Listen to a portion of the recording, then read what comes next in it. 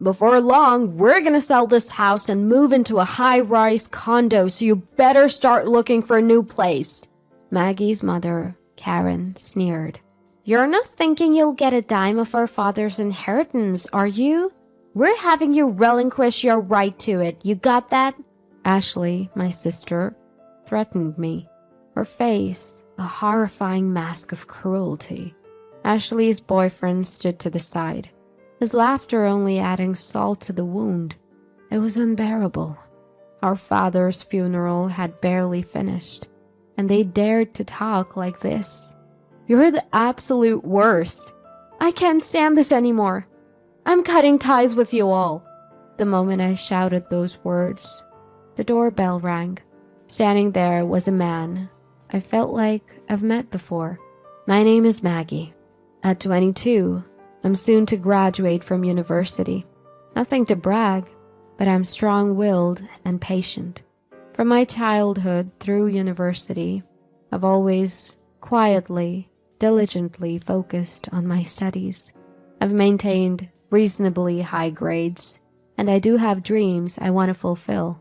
Although I'm content with my daily life, I also have a significant worry, and that is, Maggie, come downstairs now! A loud voice rang from below. With reluctance, I went downstairs to find my mother, Karen, and my sister, Ashley. Mom, sis, what's up? I was studying. Ha! As usual, you nerd. You're still studying, even though university is almost over. What a hard worker. The one laughing was my sister, Ashley, a beauty like our mother. She's flamboyant and was even a popular model back in the day. Now, she's unemployed, under the guise of helping around the house. We're going shopping. You should clean the dishes and do the laundry. Don't forget to iron properly, okay? Also, we're out of detergent and other things, so you should go shopping. Mother calmly ordered me to do the housework. Knowing she would get furiously angry if I talked back, I quietly responded, okay. They left the house dressed up to the nines and high in spirits. I need to get on with that, I muttered quietly as I started to clean up the mess they had left behind. Mom, a former beauty queen, has extravagant tastes and loves luxury. She's always favored my beautiful sister while ignoring me, since I'm not all that pretty. Moreover, they've always dumped housework and other chores on me as if I'm their maid. My sister took advantage of this, and I've been oppressed by them since I was little. Yet, I've tolerated it because, after all, we are family. And then, my phone rang. When I looked at my phone screen, it read, Dad. Hello? Dad! It's been a while. I could tell my voice had brightened. Ah, Maggie. It's been a while. Are you doing okay? I'm doing great. How about you, Dad? It's night there, right? How's work? I'd like to say I'm fine, but I've been having headaches lately. I'm planning to go see a doctor soon. How's your schoolwork? Is it going well? Dad, take care of yourself, okay? Thanks to you, everything is going well. I'm studying hard to achieve my dream. That's my girl. You're always so diligent. Remember what I always say? Be righteous and kind, right? Don't worry. I'm doing my best. That's my Maggie. I'll bring lots of souvenirs when I come home next time. After that conversation, I hung up the phone. To put it bluntly, my family is well off. This was largely due to my elite father, Harry, who has been flying around the world for work since his younger days. Although he was often away from home, he was kind to me and showered me with love whenever we had the chance to meet. I adored him dearly. However, to my mother, Karen, and my sister, Ashley, he was nothing more than an ATM. The harsh truth was that they were living lavishly on the money he earned. Be righteous and kind, Maggie, he would say, his presence always nurturing and supportive. It was my rock. That's why I was able to stay strong until now. Several months later, shortly after I graduated from university, a chilling event occurred. Maggie, Dad has... Karen burst into my room, her face as pale as a ghost. Apparently, my father had collapsed at the airport as soon as he returned home and was rushed to the hospital. Upon hearing the news, Ashley, Karen, and I immediately headed to the hospital. There, my once strong father lay, frail and helpless. We suspect he's had a stroke, the doctor informed us.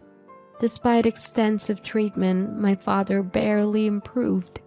To be specific, he was left with severe physical paralysis and a speech impairment, unable to stand or converse properly. To care for my now dependent father, I decided to put my dreams on hold and dedicate myself to his care at home. Predictably, Karen and Ashley completely ignored him, treating him as if he was useless. They didn't even help with his care, let alone come by and see him. Mom, Ashley, if you helped with Dad's care once in a while, I'm sure he'd be really happy, I pleaded. However, their response was always, We're too busy. We've left Dad's care to you. Dad, it's a lovely day today, I would tell him. Maggie, thank you, he would struggle to reply. I studied and learned about caregiving. I made sure he could see outside by keeping the curtains open, fed him specially prepared meals, and arranged fresh flowers every day. Though I had help from professional caregivers, I did everything I could for him with all my heart. Remembering my father, who had worked so hard for us and showered us with love, I was desperate to do everything I could for him. Whenever times got tough, I would recall his words, Maggie, always be righteous and kind. And each time, it gave me the strength to carry on. One day, I overheard Karen and Ashley whispering in the house. Thanks to Dad's insurance money, I was able to buy that bag I wanted, Karen said. I know, right? Thanks, Dad. Maybe I should get a new wallet too, Ashley chimed in. I held back from yelling at them and continued to listen, only to hear Karen utter something even more shocking. If Dad were gone, we'd receive a few $100 million from his life insurance and inheritance. He's been saving up through his job and investments. Wow, Mom. Then we should totally buy a luxury condo. And my boyfriend could live with us. Oh, I wish Dad would hurry up and die. Indeed. I couldn't bear it any longer and left the scene. My father was struggling to stay alive, and yet they were spending his insurance money and dreaming about a luxury condo from his inheritance, wishing for him to die sooner. I felt like vomiting out of anger and despair. In reality, my mother and Ashley had been living it up recently, buying up brand name items, and even leaving my father and me behind to go on overseas trips. But there was no way I could tell my father, who was already having such a hard time. I didn't want to sadden him. Pretending I hadn't heard my mother and Ashley's conversation, I devoted myself to taking care of my father. Many friends and acquaintances often came to visit my father. They all loved him. I particularly remember an older man in a suit and glasses who often came. I wasn't present, but he was probably an executor from my father's company or something. He would bow his head and greet me whenever he saw me. I was happy that my father was loved, and on the days when he had visitors, his face seemed brighter. I thought these days would continue, but A few months later, my father had a stroke recurrence and suddenly passed away. Dad, Dad, I cried, clinging to my father's body that no longer spoke. Even my mother and Ashley shed tears this time, mourning the loss of my father. What followed was a whirlwind. There was a wake and a funeral to be held, and of course my mother, the chief mourner, did nothing. Neither did Ashley. In the end, I had to go through all the procedures by myself, running around in a rush. The wake ended, and many people attended the funeral, with many flowers arriving as well. Seeing the character and popularity my father had in life, I felt somewhat comforted. At the funeral, sobbing voices echoed, and my father, with a peaceful face, embarked on his journey. In the evening of the day when the first 7 days were over, I had finally started to recover a bit from the sadness. As I was cleaning up the 7th day, my mother and Ashley called me into the living room. Next to Ashley was a man who was said to be her fiancé. Like Ashley, he looked good, but given his former job as a male stripper, his inner frivolity was clear. Apparently his name was John. So, about father's inheritance, my mom began. I had a terribly bad feeling. And then, my mother, laughing scornfully, said something outrageous. We'll get a lot from your father's inheritance. So we decided to sell this house and live in a luxury condo. So you should leave. Mom, it's only been a week since Dad passed away. Are you already talking about the inheritance? And a luxury condo? Quiet. We've already signed the contract. It's a high-rise, brand new. You've already signed? When did you? About a month ago, I guess. A month ago? But Dad was still doing fine. Huh? He was practically dying. He had a lot of money, so it'll work out fine. My mother was selfish as ever. Ashley continued. Yes, that's right. The luxury condo is for Mom, me, and my fiancé. So, you're a nuisance. You should hurry up and find some shabby apartment, okay? Even you, sis? Are you serious? Of course. Don't even think about getting any of Dad's inheritance. We'll have you renounce it. You understand, right?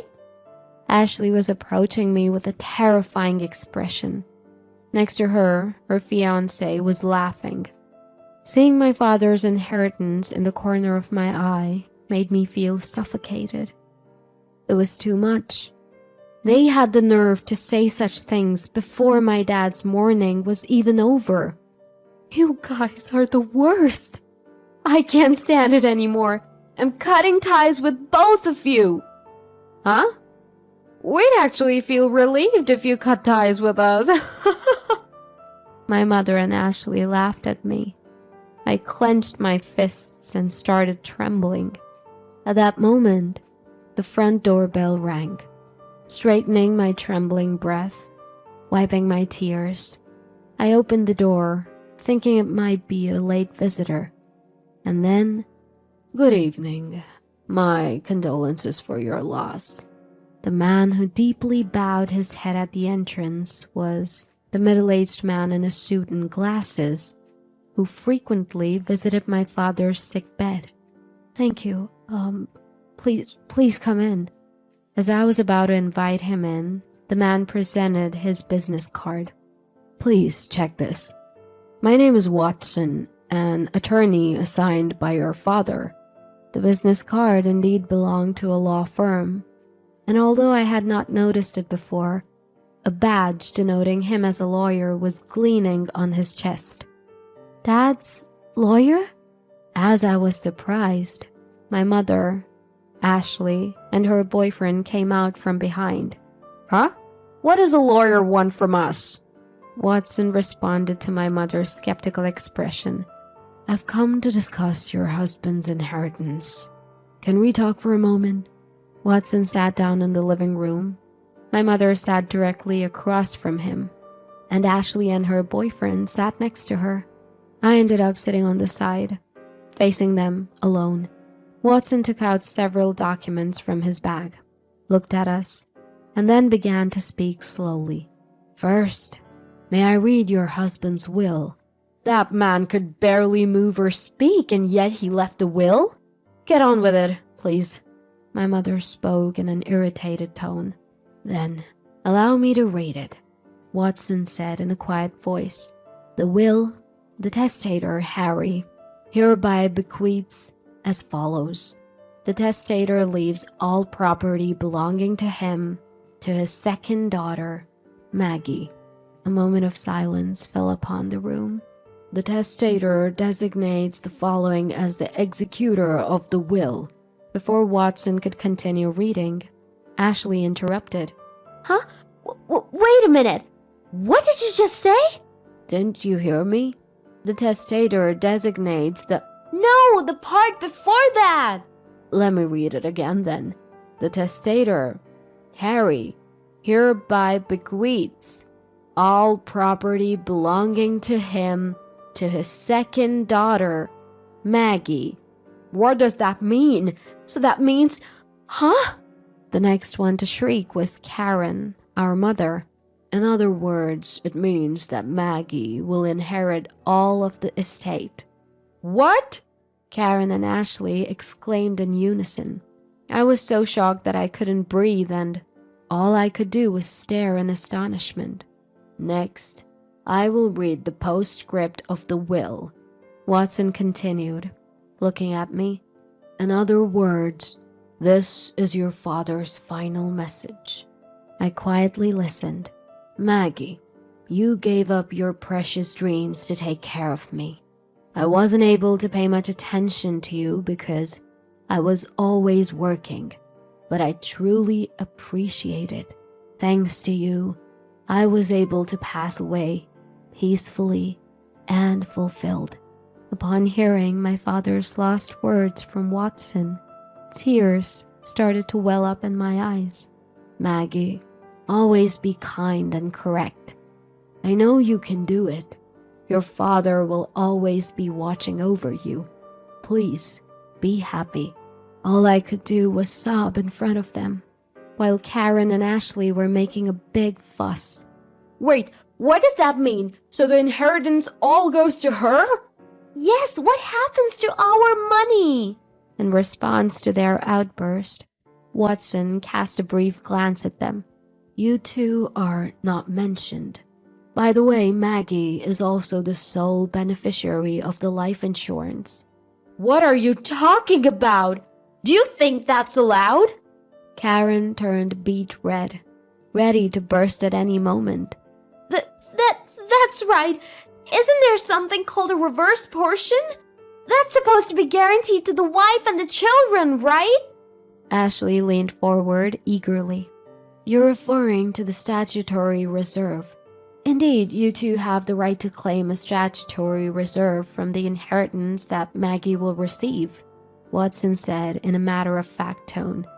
Of course! Karen seemed to be getting back to her usual self. Even if there's a will, if its contents are unfair, you can claim a share of the inheritance prescribed by the civil law.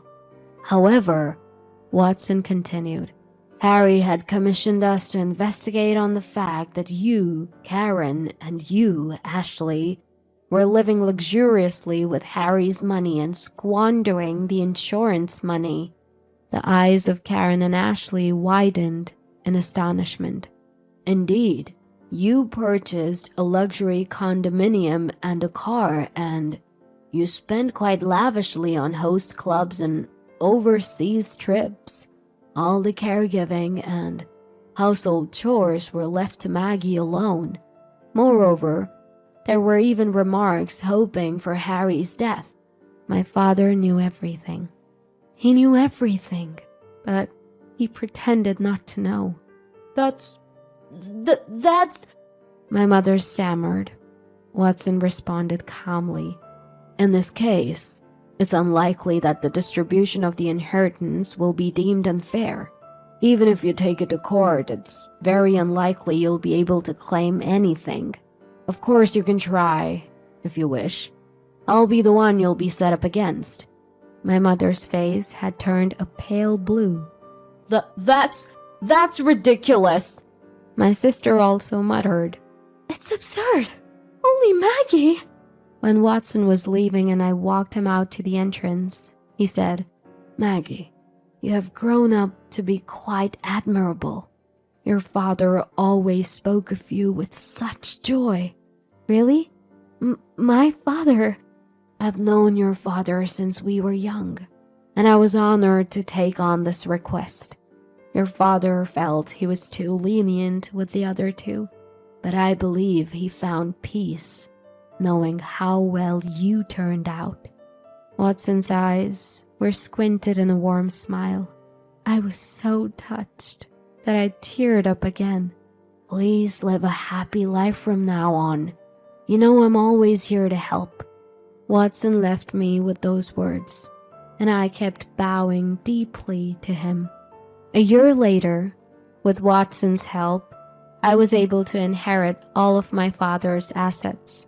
As for my mother and sister, my mother, unable to pay off the loans for the high-rise condominium, she had already contracted the expensive car, and the designer goods eventually went bankrupt.